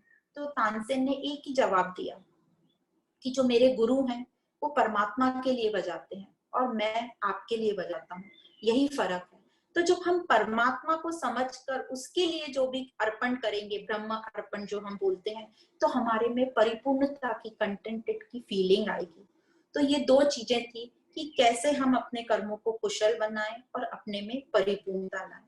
इसी प्रकार हमने देखा है, कोई भी आप स्टेज आर्टिस्ट देखो, स्टेज पे चढ़ने के पहले वो अपने मंच को प्रणाम करता है, मतलब वो भगवान को अर्पण करता है। तो इस प्रकार यहाँ पे ये बताए कि अपने कर्मों में हम कैसे समर्पण भाव लाएं, कर्म का भी और फल का। फिर आगे बोलते हैं हमारा मन भाव कैसा होना चाहिए। तो मन भाव तो यहाँ पे बोला है जैसे अनेकता में एकता। जो संत लोग होते हैं, ज्ञानी लोग होते हैं, वो अनेकता में एकता देखते हैं, यूनिटी इन डाइवर्सिटी। और जो ये क्वालिटी है वो हम भारतीयों में तो कूट कूट कर भरी है। यही एक ऐसा देश है जहाँ अनेक भाषाएं हैं, अनेक पहनावे हैं और हम सबको अपनाते हैं। तो हम सब में ये बीज है आध्यात्मिकता का, पर हमने उसको कभी पाला ही नहीं, उसको कभी नर्चर ही नहीं किया, उसको हमने खाद पानी दिया ही नहीं। पर जो हमारे जंगली बीज थे उनको हमने खाद पानी दे दिया। पर अब ज्ञान से हमें ये स्पष्टता आ रही है, हमारे विचारों में स्पष्टता आ रही है कि सत्य क्या है, असत क्या है। तो ये ज्ञान से सत असत समझकर हमारे मोह का नाश होता है और हम ये नाम रूप और इन सब चीजों में नहीं अटकते। तो सब ये जो बड़े बड़े महात्मा हैं इस प्रकार ये चलते हैं, ज्ञान के साथ अपनी सारी वासनाओं को खत्म करते हैं, अपने अंदर एकाग्र चित्ता लाते हैं और इस एकाग्र चित्ता को नित्य निरंतर लगे रहते हैं ध्यान में, तभी वो ध्यान योगी बनते हैं। तो ये जो अनेकता में एकता की बात कही, यही जो क्वालिटी है, इसी को हम आगे बात करते हैं कि यहाँ पे और बताया है कि भक्ति योग कैसे होता है। तो ये जो भक्ति योग है, इसमें जो यही बात आती है कि अपने भावों की अनेकता में एकता, अनेकता में एकता को ही समझकर लोग जो टीम ऑर्गेनाइज करते हैं, जो टीम स्पिरिट आती है, ये अनेकता में एकता के ही भाव से आती है और इसी को बोलते हैं वासुदेव कुटुंबकम। तो हम लोगों को बहुत अच्छे से पता है कि वासुदेव कुटुंबम का मीनिंग क्या है और टीम स्पिरिट क्या होती है, पर इसको और पक्का करने के लिए कैसे करेंगे हम इसको और पक्का? तो आगे बताया है कीर्तन, कीर्तन और नमन। कीर्तन का क्या मतलब है? कीर्तन का मतलब है कीर्ति करना, सब में जो अच्छी क्वालिटी देखो वही परमात्मा को देखना है। तो हम किसी में भी अच्छी क्वालिटी, अच्छे गुण देखते हैं तो वो परमात्मा का ही गुण जानकर उसको परमात्मा ही जानो, यही पूजा है। तो सबकी अच्छी क्वालिटी को अप्रिशिएट करो, एनकरेज करो। अब जैसे हमने बहुत बड़े बड़े हमारे भक्त लोग देखे हैं, जैसे संत सूरदास जी, मीराबाई, तुलसीदास जी, इनके भजन आप सुनेंगे तो समझेगा हमको कि वो किसकी बात कर रहे हैं। वो हमेशा उनका रहता था कि तेरी मर्जी, उसकी मर्जी, और हमारा रहता है मेरी मर्जी, मेरी मर्जी। पर जब हम उसकी मर्जी से चलते हैं तो हमें आनंद और शांति की फीलिंग आती है। पर जब हम मेरी मर्जी से चलते हैं और मेरा काम पूरा नहीं होता, क्योंकि हमेशा तो हमारी मर्जी से प्रकृति नहीं चलती, तो हमें बहुत ही दुख लगता है, बहुत ही बुरा फील आता है, द्वेष की फीलिंग आती है और क्रोध भी होता है। तो ये सबकी जो रचनाएं हैं, सूरदास जी, मीराबाई, तुलसीदास जी, तो जैसे हम पढ़ते हैं उनका कि तन मन धन सब अर्पण करके, तन मन धन मतलब वो ये बोल रहे हैं कि हमारा शरीर, मन और बुद्धि सब सुनियोजित तरीके से चले, तेरे ही रंग में रंगीन है। मतलब पूरा उन्होंने जान लिया कि वो परमात्मा और मैं आत्मा कौन हूँ, तो तेरे ही रंग में रंगीन है। ताही के रंग में भीजे मनवा, मीरा के प्रभु गिरधर नाथ। ये सब भजन हमने सुने हैं और वो देखिए किस लगन से और किस भक्ति से, किस भाव से वो गाते हैं। पायो जी मैंने राम रतन धन पायो, खर्च न फूटे चोर न लूटे, दिन दिन बढ़त सवायो। यही एक ऐसी चीज है जो बांटने से बढ़ती है और वह है प्रेम। तो यह ज्ञान हमको प्रेम करना सिखाता है, सबसे पहले तो अपने आप से। जब तक हम अपने आप को स्वीकार नहीं करेंगे कि मैं कौन हूँ, मैं आत्म स्वरूप हूँ, यही आनंद स्वरूप है और यही प्रेम का स्वरूप है, तो सबसे पहले तो मुझे अपने आप को प्रेम करना सीखना है, अपने आप को अपनाना है। फिर मेरे से वो प्रेम की धारा निकलेगी जो कि कभी न रुकेगी और अनकंडीशनल रहेगी। तो इस प्रकार ये सब भजन, और आखिरी में मोरा मन दर्पण कहलाए, तो हम ही अपने आप को अच्छे से जानते हैं, इस प्रकार हमको ही अपने ऊपर काम करना है।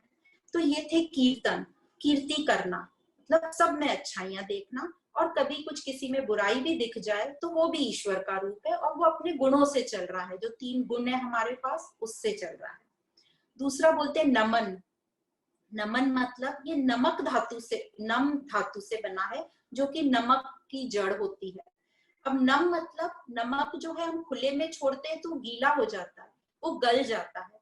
तो यहाँ नमक का मतलब वो हमें बता रहे हैं कि जैसे नमक घुल जाता है खुले में रखते, उसी प्रकार हमारा जो अहंकार है उसे हमें घुल डिसॉल्व कर देना है, घुला देना है। तो बोलते हैं पुनः पुनः नमन।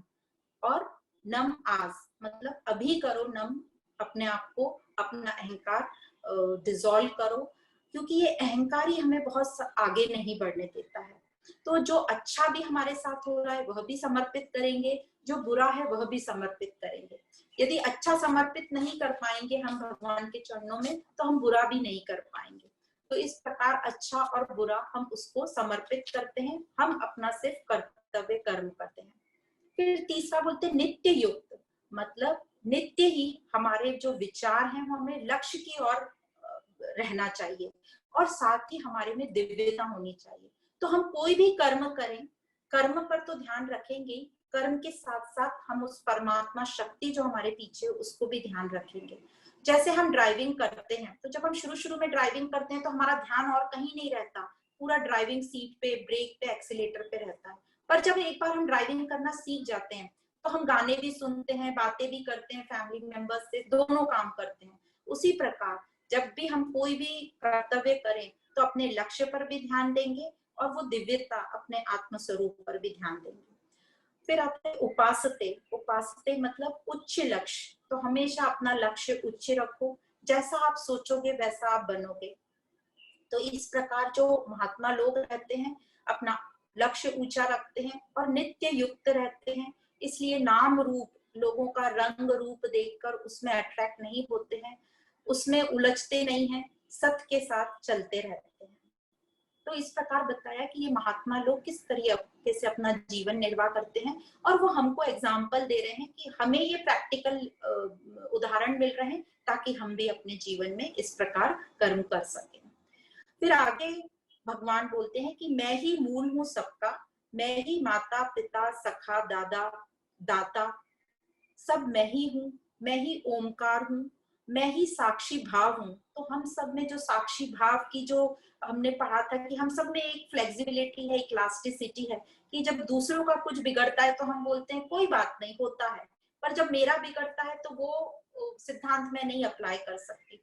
पर कहीं ना कहीं हमारे में है, तभी हम दूसरों को बोल रहे हैं कि कोई बात नहीं, चलता है, थोड़ा काम बिगड़ा तो वही साक्षी भाव को हमें अपने अंदर लाना है और उस साक्षी भाव से हमें कर्म करना है।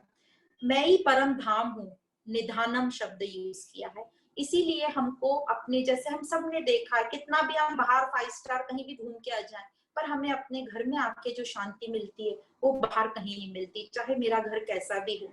उसी प्रकार बोला है जो हमारा परम धाम है वो है हमारा आत्म स्वरूप। तो हमारे पास हीरा है पर हम बाहर कुछ छोटी मोटी चीजें ढूंढ रहे हैं और हमें लगा है हमें खुशी बाहर से मिल जाएगी। फिर आगे बोलते हैं मैं ही अमृत तत्व हूँ, मैं ही मृत्यु हूँ और परिवर्तन भी मैं ही हूँ। तो ये जो चेंज हो रहा है वह भी मैं ही हूँ, तो हमें परिवर्तन को स्वीकार करना है। परिवर्तन भी परमात्मा का ही एक रूप है। सत और असत मैं ही हूँ। तो इस प्रकार हमको बताया कि सब में हमें धीरे धीरे तैयार कर रहे हैं वासुदेव सर्वम के लिए, अहम ब्रह्म अस्मि के लिए, कि सब कुछ जो है वो ब्रह्म है। पर जैसा मनुष्य चाहता है, जो जैसा चाहता है उसको वैसा मिलता है, या जो जैसे कर्म करता है उसको फल वैसे मिलते हैं। यदि हम स्वार्थी रह के कर्म करेंगे तो, और हम अपनी इच्छाएं पूरी करेंगे तो हमारी इच्छाएं पूरी होंगी, पर साथ में हमें द्वेष रहेगा, दुख रहेगा, विक्षेपता रहेगी।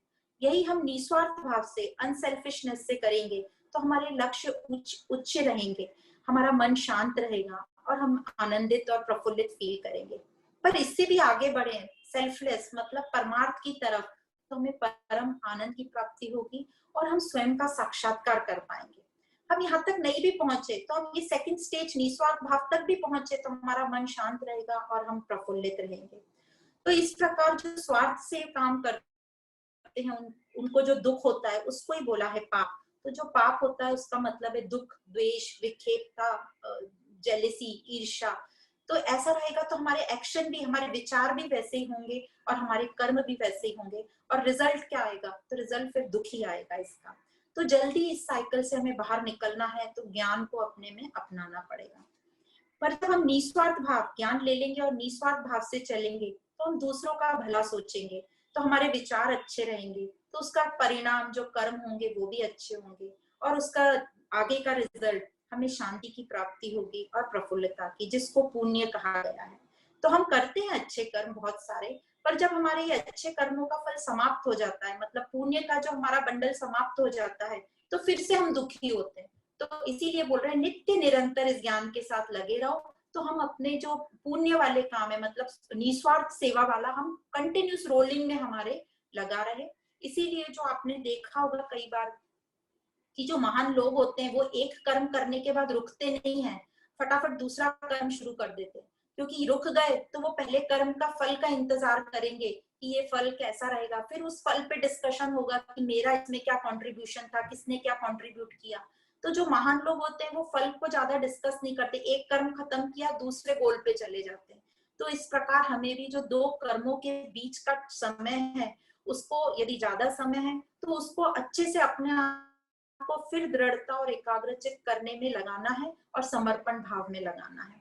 तो जहां हम इन्वेस्ट करेंगे हमें रिटर्न वहीं से मिलेगा। जैसे हम संसार में भी देखते हैं, जहां पैसा इन्वेस्ट किया है तो वहीं से हमें उसका रिटर्न मिलता है। तो सेम यहाँ पे अप्लाई होता है, जहां हम इन्वेस्ट करेंगे वही चीज हमें रिटर्न में मिलेगी।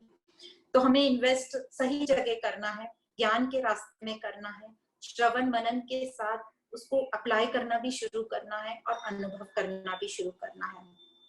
तो आगे भगवान बोलते हैं, जो भी ये मेरा प्रिस्क्रिप्शन फॉलो करेगा, ये जितना भी बोला है ये एक डॉक्टर का प्रिस्क्रिप्शन है मान लो, जो भगवान है वो हमारे थेरेपिस्ट हैं, तो ये जो भी प्रिस्क्रिप्शन फॉलो करेगा तो वह मेरा जो अनंत चिंतन करेगा उसका मैं योगक्षेम वहन करूंगा। इसका क्या मतलब है योगक्षेम? तो ये जो श्लोक है ये 9th अध्याय का 22वां श्लोक है और ये इस अध्याय की बिल्कुल मध्य, पूरी गीता की मध्य बिंदु है, बिल्कुल सेंटर पॉइंट है पूरी गीता का। तो ये श्लोक कुछ ऐसा है, अनन्यास चिंतयन्तो माम ये जना परि उपासते तेषाम नित्याभियुक्तानाम योगक्षेम वहाम्यहम्। मतलब जो मुझे चिंतन करता रहेगा, मतलब मेरा चिंतन करता रहेगा, मतलब हम आत्मा से जुड़े रहेंगे तो उसका योगक्षेम, उसका भार सब मैं उठा लूंगा। तो ये योगक्षेम का मतलब क्या है? योगक्षेम का एक बहुत सिंपल मीनिंग तो ये है कि जो आपके पास नहीं है मैं उसकी प्राप्ति करा दूंगा और जो आपके पास है मैं उसको मेंटेन करा दूंगा। तो ये हुआ योगक्षेम का एक नॉर्मल सा मीनिंग। पर योगक्षेम का दूसरा मीनिंग ये है कि मैं तुम्हारी आध्यात्मिक उन्नति भी कराऊंगा, योग मतलब आध्यात्मिक उन्नति, और क्षेम मतलब लौकिक उन्नति भी कराऊंगा। तो जो आध्यात्मिक उन्नति है, आध्यात्मिक उन्नति में मैं तुम्हारी एकाग्र चित्ता बढ़ाऊंगा, स्टेबिलिटी बढ़ाऊंगा, ये हुआ योग। और क्षेम मतलब मैं तुम्हें आत्मा का साक्षात्कार करा दूंगा यदि कंटिन्यूस ये चलता रहा तो ये हुआ योगक्षेम। तो यहाँ भगवान प्रॉमिस करते हैं कि जो इसको फॉलो करेगा, जो अपने ऊपर मेहनत करेगा, अपने ऊपर काम करेगा, उसका योगक्षेम मैं करूंगा। तो ये बहुत इसमें दृष्टांत है बहुत अच्छे अच्छे, जो हमें ये प्रूव करते हैं कि कैसे हमारी गलत धारणाएं हैं और हम अपने ऊपर काम करें तो कैसे परमात्मा भी हमारी मदद करता है। एक भिक्षु था और वो एक मंदिर के बाहर बैठा था, भिक्षा मांग रहा था। तभी एक कुछ व्यापारियों की टोली निकली और उन लोगों ने उस भिक्षु को खाना दिया। पर वो जो व्यापारी लोग थे वो पास हो रहे थे उस शहर से, तो एक व्यापारी को बड़ी चिंता लग गई और वो भिक्षु के पास बैठ गया। तो भिक्षु ने पूछा कि आप इतने चिंतित क्यों हो रहे हो? तो व्यापारी बोला कि मुझे ये लग रहा है कि आज तो हम लोग यहाँ से पास हो रहे थे तो हमने आपको भोजन दे दिया, पर कल क्या होगा? तो वो भिक्षु ने बोला कि आप कल की चिंता क्यों कर रहे हो? जैसे भगवान ने आज आपको भेजा है, कल भी किसी और को भेजेगा। उसकी प्रकृति में हर कुछ बहुत सही तरीके से डिजाइंड है। जैसे हमारे आने के पहले ही हमारी सब तैयारी थी, और फिर जब हम थोड़े बड़े हुए तो हमारे दूध के दांत निकल गए और हमें परमानेंट दांत मिले। तो इस प्रकार इस ईश्वर की सृष्टि में कहीं भी कुछ कमी नहीं है, सिर्फ मुझे अपना कर्तव्य पूरा करना है। इसी प्रकार एक दृष्टांत है। कई लोगों को लगता है कि बिल्कुल विश्वास नहीं है इस डिवाइन पावर पे, इस दिव्य शक्ति पे। तो एक माँ और एक बेटा था। तो वो माँ हमेशा बेटे को बोलती है, अरे भगवान देख लेगा, तू अपना काम कर, तू अपनी मेहनत कर, बाकी सब भगवान पर छोड़ दे। तो ये जो बेटा था उसका ये बड़ा क्रोधित हो गया कि हमेशा बस ये बोलती हो कि तुम अपनी मेहनत करो, भगवान सब देख लेगा, बाकी का भगवान पर छोड़ दो, पर मेहनत अपनी पूरी करो। तो उस बेटे को लगता है कि उस पर विश्वास नहीं करता, बोले मैं नहीं मानता कि वो देख लेगा सब। तो वो माँ बोलती है कि ठीक है, इसके लिए तो मैं कुछ नहीं कर सकती। तो पर वो बेटा बोलता है कि नहीं, पर मैं आज तुम्हारे भगवान का एग्जाम लेना चाहता हूँ, मैं आज टिफिन ही नहीं लेके जाता घर से, और मैं देखता हूँ कि तुम्हारा भगवान मुझे मदद करता है कि नहीं। तो इस प्रकार वो निकलता है अपने काम पर। वो खेतों में काम करता था, खेत में काम करता था, करा उसने। उस दिन दोपहर हो गई, 1 बज गया, लंच का टाइम हो गया, पर वो टिफिन नहीं लेके गया था। तो वो एक पेड़ के नीचे सुस्ताने लगा और देखने लगा कि कैसे भगवान मदद करेगा। उसको विश्वास नहीं था, तो उसको पता था मुझे खाना नहीं मिलेगा, तो वो सुस्ता रहा था। इतने में उसने देखा दूर से 4-5 लोग आ रहे हैं और वो दूसरे पेड़ के नीचे बैठकर अपना भोजन उन्होंने शुरू किया। तो इसने देखा, उसको लगा कि ये लोग मुझे भी बुला लेंगे कि हमारे साथ भोजन करो, तो ये उस पेड़ के ऊपर चढ़ के बैठ गया, क्योंकि इसको ईश्वर को सही प्रूव नहीं करना था। जब ये ऊपर चढ़ के बैठ गया, तभी वो जो 5 लोग बैठे थे, उनको ऐसा लगा कि जहां से हमने ये खाना चुराया है, कहीं इसमें जहर तो नहीं है, तो किसी को खिलाकर ये देखना चाहिए कि ये जहर, ये खाना शुद्ध है कि नहीं। तो उन्होंने इधर उधर देखा, उनको कोई नहीं देखा। तभी उनमें से एक की नजर पेड़ के ऊपर चली गई और उसने उस व्यक्ति को देखा। तो उन चारों जो चोर लोग थे, उन्होंने उस व्यक्ति को नीचे उतरवाया और जबरदस्ती खाना खिलाया और बोला ये तो तुम्हें खाना ही पड़ेगा, क्योंकि हमें देखना है कि इसमें कुछ मिलावट तो नहीं है। तो इस प्रकार उसको समझा कि ये कहीं ना कहीं तो दिव्य शक्ति है, ईश्वरीय शक्ति है, वो दिव्य पावर है और हम उसे ऐसे नकार नहीं सकते। तो इस प्रकार एक और एक बहुत अच्छा किस्सा है, जैसे हम सब ने सुना है ये स्टोरी, कि एक बार एक व्यक्ति समुद्र के किनारे चल रहा था। तो उसने देखा कि वो अकेला चल रहा है। तो उसने भगवान से कंप्लेन करी कि अरे भगवान, जब मैं सुख में रहता हूँ तब मैं देखता हूँ कि मेरे पद चिन्हों के साथ एक और जोड़ी पद चिन्ह दिखते हैं मुझे इस सैंड में, बालू में, पर आज मैं इतना दुखी हूँ और परेशान हूँ, तो आपके पद चिन्ह तो मुझे साइड में दिख ही नहीं रहा है। जब मैं दुख में हूँ तो आप गायब हो जाते हो, भाग जाते हो। तो तभी भगवान ने उसको बोला कि अरे बेटा, जो एक पद चिन्ह दिख रहे हैं वो मेरे हैं, मैं तुझे अपनी गोद में उठा के चल रहा हूँ, मैं तेरा साथ कभी छोड़ ही नहीं सकता। तो इस प्रकार हम लोगों को भी बहुत गलत धारणा है कि जब मैं दुख में होता हूँ तो परमात्मा साथ जोड़ देता है, या परमात्मा पार्शियल है, वो बाकी को देता है, मेरे ऊपर कृपा नहीं है, सृष्टि ने मेरे साथ ठीक से न्याय नहीं किया है। तो इस अज्ञानता में ही हम अपने आप को नष्ट कर लेते हैं। तो एक और एक बहुत अच्छा दृष्टांत है कि कैसे हमारी अज्ञानता हमें गलत विचार कराती है। एक बहुत बड़ा व्यापारी था, उसने अपना एक फ्लैट बुक किया 40वें माले पे, 40th फ्लोर पर, और बहुत सुंदर फ्लैट बुक किया, समुंदर के किनारे थे, उसका बहुत अच्छा डिजाइनिंग करवाया बहुत ही सुंदर तरीके से, और वो अपने फ्लैट में शिफ्ट हो गया। जब वो अपने फ्लैट में शिफ्ट हो गया, बहुत इंजॉय करता था वो फ्लैट में। एक दिन उसका जो असिस्टेंट है वो आता है और बोलता है कि सर, आपकी जो बेटी है बहुत सीरियस है और हॉस्पिटल में एडमिट है। तो वो जैसे ही वो ये न्यूज सुनता है तो वो इतना उसको दुख होता है, वो डिप्रेशन में आ जाता है। क्या बात कर रहे हो, मेरी बेटी हॉस्पिटल में एडमिट है। तो वो पीए बोलता, हाँ हाँ सर, उसका एक्सीडेंट हो गया और बचने की कोई उम्मीद नहीं है, आप जल्दी चलिए। तो ये सुन के तो वो इतना डिप्रेस हो गया कि अब मैं क्या करूं। और ये सुन के उसने अपना दिमाग, विवेक बिल्कुल यूज नहीं किया और वो 40वें माले से कूद गया नीचे, क्योंकि वो सहन नहीं कर पाया इतना बड़ा दुख। पर जब वो कूदा और नीचे जमीन को टच होने ही वाला था, तब उसको याद आया कि मेरी तो कोई बेटी ही नहीं है, मेरा तो विवाह भी नहीं हुआ, फैमिली भी नहीं है, ये मेरी बेटी है ही नहीं। तो कहने का तात्पर्य यह है कि हम भी कल्पनाएं करते हैं, बहुत गलत हमारी धारणाएं हैं। सब सही था, उसका दुख सही था, वो गिरा वह भी सही था, उसे चोट लगी वह भी सही था, पर वो गिरने का कारण जो था वो काल्पनिक था, इमेजिनरी था, क्योंकि उसने ठीक से सोचा ही नहीं। इसी प्रकार सभी ज्ञानी जन, महात्मा जन यही कहते हैं कि सेम हमारे साथ भी होता है। हम सबको दुख है, किसी को ज्यादा है, किसी को कम है, पर एक चीज हम सब में कॉमन है कि ये जो दुख का कारण है वो इमेजिनरी है, काल्पनिक है, क्योंकि हम तो सब आनंद स्वरूप हैं, हम सब परमात्मा का अंश, आत्म स्वरूप है। पर ये जो अज्ञान के कारण हमारे में द्वेष भाव आ गया, हमारी सोच में इतनी गलत फहमियां हो गई, और इस काल्पनिक सोच ने मुझे पूरा दुखी कर दिया।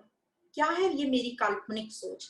ये मेरी काल्पनिक सोच यही है कि मैं बीमार तो नहीं हो जाऊंगी, मेरी मृत्यु तो नहीं हो जाएगी, सब लोग मेरे से झगड़ा करते हैं, मुझसे कोई प्रेम नहीं करता, दूसरों से ज्यादा प्रेम करते हैं, मेरे माँ बाप मुझे ज्यादा चाहते नहीं है। ये छोटी छोटी चीजों में हम उलझ कर और अपने आप को इतना कष्ट देते हैं, और ये जो पूरे ख्याल है सब हमारे इमेजिनरी है। एक बहुत अच्छी छोटी सी स्टोरी पढ़ी थी, जैसे हम बहुत सबको शिकायत रहती है कि हमसे कम प्यार करते हैं, दूसरों से ज्यादा प्यार करते हैं। तो उन्होंने बहुत अच्छे से एक्सप्लेन किया कि प्यार तो सब एक जैसा ही करते हैं एक दूसरे से, पर हाँ, ध्यान किसी एक की तरफ ज्यादा चला जाता है। इसका ये मतलब नहीं है कि हमसे कम प्यार करते हैं। हो सकता है हमारे पे कॉन्फिडेंस होगा, हमको सपोर्ट की जरूरत नहीं होगी, इसलिए जो कमजोर है उसका ज्यादा साथ देते हैं। तो ये बात हमें हमेशा याद रखनी चाहिए। ये सब हमारी काल्पनिक है, हमारी गलत फहमियां हैं, और इसी के कारण हम दुखी होते रहते हैं।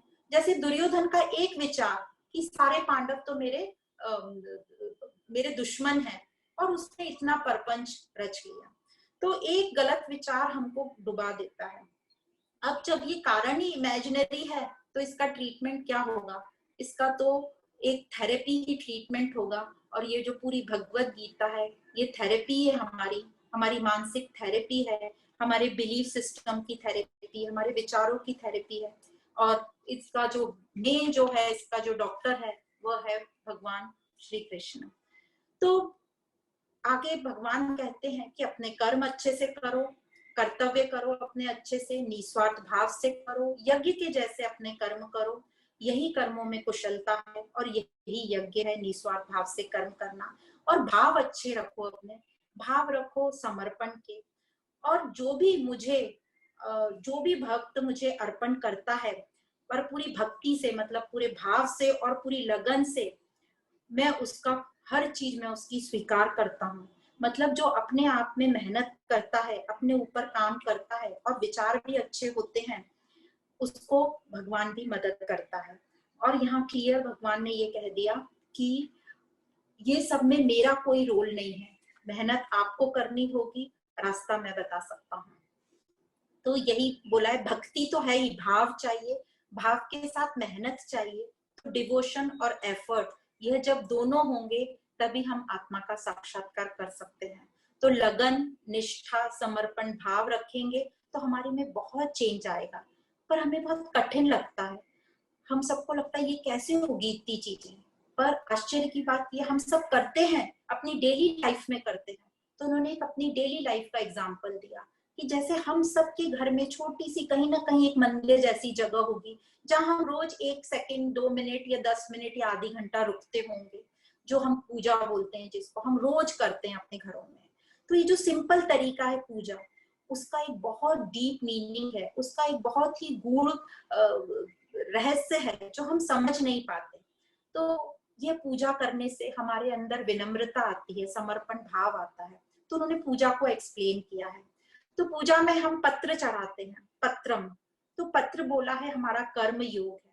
तो कर्म अपने पूरी कुशलता के साथ करेंगे, निस्वार्थ भाव से करेंगे, तो वो यज्ञ कहलाएगा। फिर है पुष्पम, पुष्पम मतलब फ्लावर।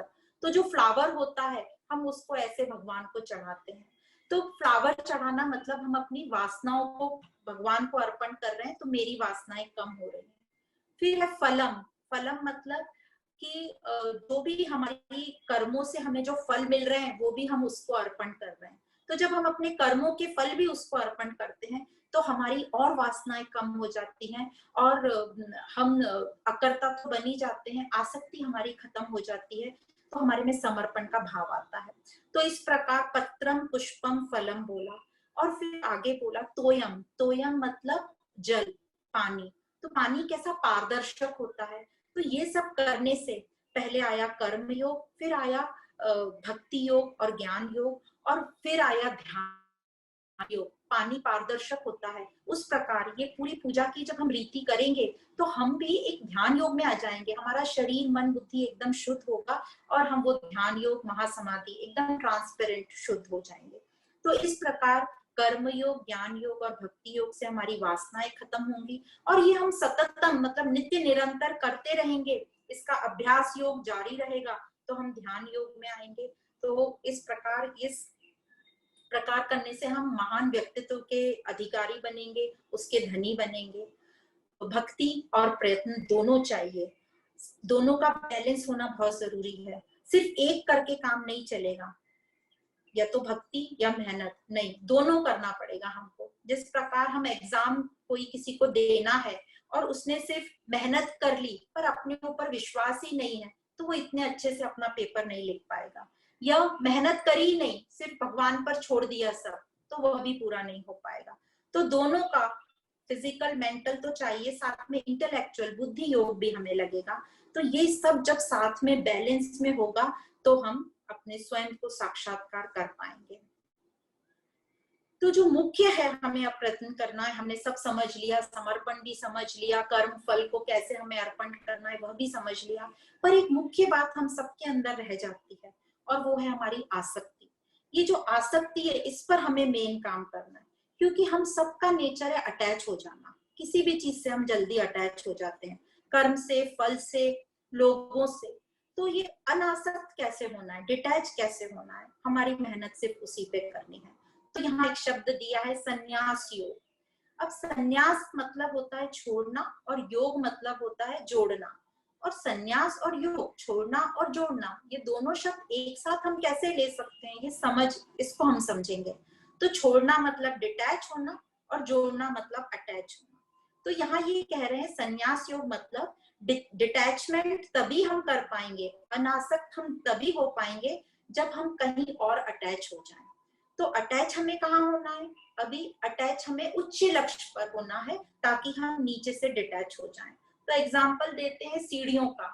तो जैसे सीढ़ियां होती है, हम सीढ़ियां चढ़ते हैं, जब दूसरा पैर उठाने के पहले, हमारा नीचे का पैर उठाने के पहले हम देखते हैं हमारा पहला पैर जब ऊपर की सीढ़ी पर पक्का बैठ जाए तभी दूसरा पैर हमारा उठता है, ऑटोमेटिक उठता है।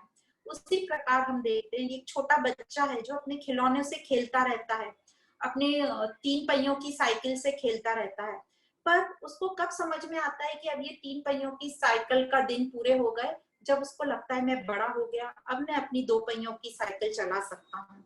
तो जब वो अपने आप को समझता है कि मैं बड़ा हो गया और अब इसको छोड़ने का टाइम आ गया, अब मुझे बड़ी साइकिल चाहिए। उसी प्रकार हमें भी अपना निरीक्षण करना है, अपने ऊपर सोचना है कि हमारी ग्रोथ कहाँ हुई है और अब मुझे कौन कौन सी चीज मुझे छोड़नी है। छोड़ने से ज्यादा मतलब है कि मैं अपना लक्ष्य उच्च रखूंगी तो वो नीचे की चीजें मेरी अपने आप छूट जाएंगी। तो इस प्रकार जो भी भक्ति व प्रयत्न से मुझे भजते हैं वे मुझे प्राप्त होते हैं। तो यहाँ आत्मा बोल रही है कि इस प्रकार जो भी अपने डिवोटेड भक्ति से, भाव से और मेहनत से अपने आप को पहचानने की कोशिश करते हैं, उनकी सहायता मैं भी करता हूँ और वे मुझ में है, मैं उनमें हूँ। तो यहाँ आके बोलते हैं कि सब कुछ एक ही है, ब्रह्म सत्य है, अहम ब्रह्म अस्मि, यहाँ बताया गया। पर कई लोगों को लगता है मुझ में तो बहुत दोष हैं, मेरा तो कुछ भी नहीं हो सकता। तो यहाँ एग्जाम्पल दिया है कि दुराचारी से दुराचारी, दुष्ट से दुष्ट इस मार्ग पर यदि चल पड़े तो उनका जो है बिहेवियर, उनकी लाइफ पूरी बदल जाएगी। और एग्जाम्पल दिया है वाल्मीकि जी का, अजामिल, सदना कसाई और अंगुलीमाल, इन सबको किसी ना किसी संत का सानिध्य मिला और भजन कीर्तन या कोई सतवचन मिले जिससे उनके पूरे भाव बदल गए।